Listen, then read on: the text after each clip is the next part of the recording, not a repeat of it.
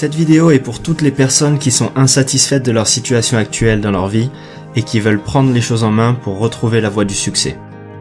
On va découvrir ensemble la Bible du développement personnel, vendue à plus de 25 millions d'exemplaires à travers le monde, les 7 habitudes de ceux qui réalisent tout ce qu'ils entreprennent de Stephen Covey. Ce livre devrait littéralement être une lecture obligatoire dans nos écoles, parce qu'il nous apprend pas à pas à devenir la meilleure version de soi-même, en développant un caractère et des valeurs qui nous permettent d'atteindre le succès à la fois intérieur, mais aussi extérieur. On va donc décrypter ensemble une à une ces 7 habitudes. L'habitude numéro 7 est ma préférée. Dites-moi dans les commentaires à la fin de la vidéo laquelle vous a le plus marqué personnellement, ou laquelle vous devriez mettre en application plus souvent pour atteindre vous-même le succès dans votre vie.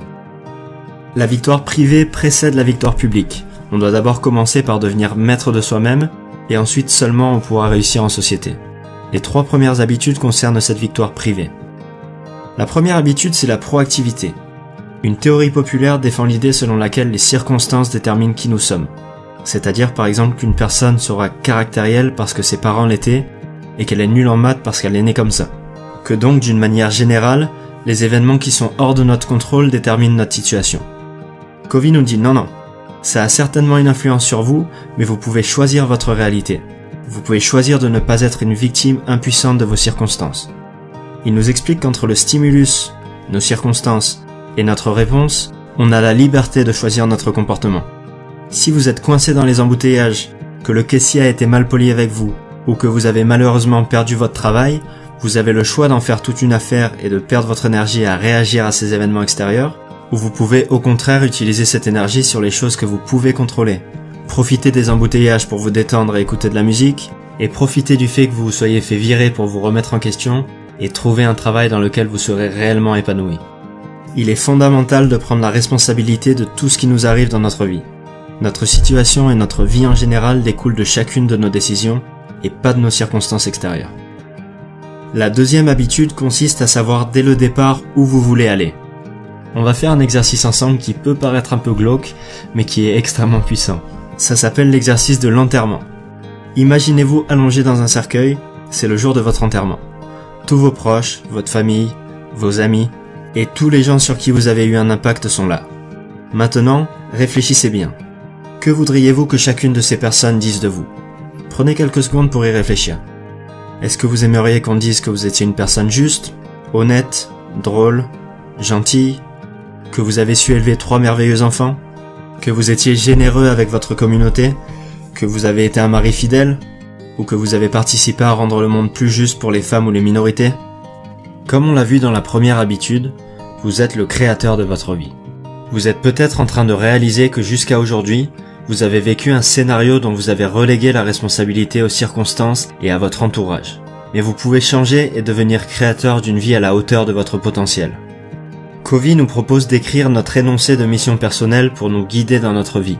Une sorte de philosophie personnelle qui résume ce que vous voulez être, votre caractère, un mari aimant par exemple, ou une personne juste en toutes circonstances, ce que vous voulez faire, par exemple rendre accessible une alimentation saine à tous, ce qui fait partie de ma mission personnelle, et les valeurs et principes sur lesquels vous basez ces actions, l'intégrité et la gentillesse par exemple. Avoir un énoncé de mission personnelle, c'est extrêmement puissant, parce qu'en toutes circonstances, vous ne basez pas vos actions et vos décisions sur ce que va penser un tel ou pour impressionner un autre. Vous faites ça parce que c'est en accord avec vos convictions les plus profondes. Ça vous donne une confiance en vous incroyable. Maintenant que vous êtes proactif et que vous savez où vous voulez aller, vous connaissez vos priorités. La troisième habitude consiste à donner la priorité aux priorités. Il existe 4 sortes de priorités. Les activités importantes et urgentes, les crises et les problèmes pressants.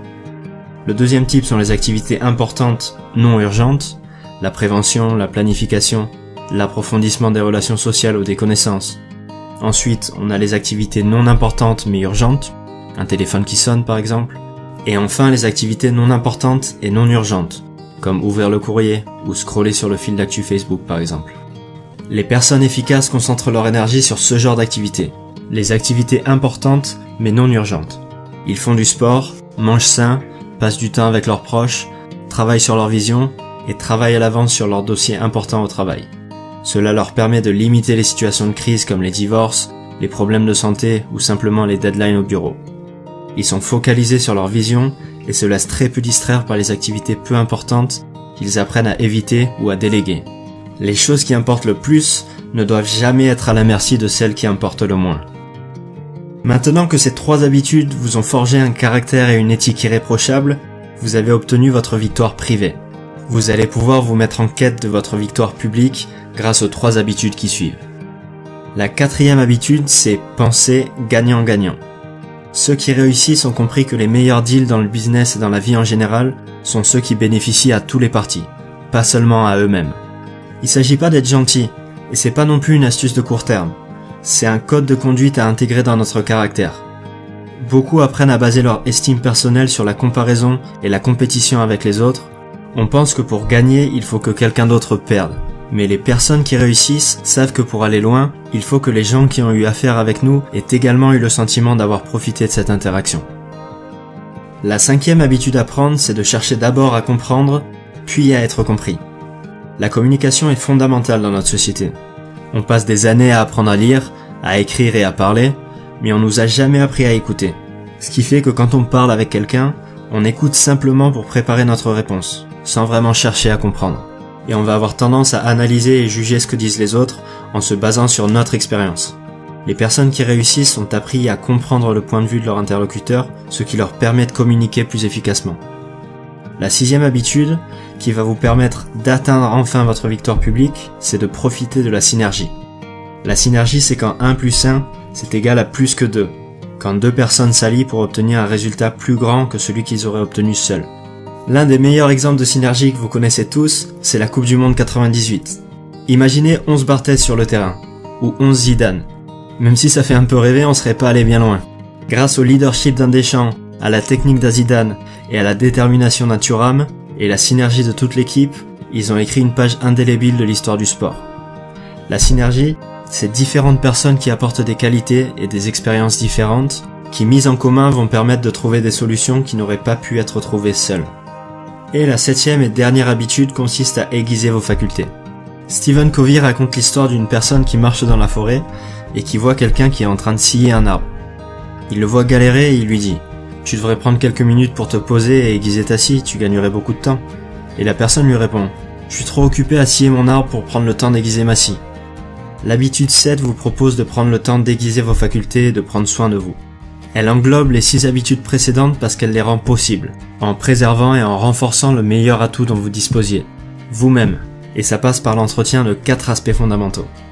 L'aspect physique, en faisant du sport régulièrement, en mangeant sain et en vous reposant suffisamment.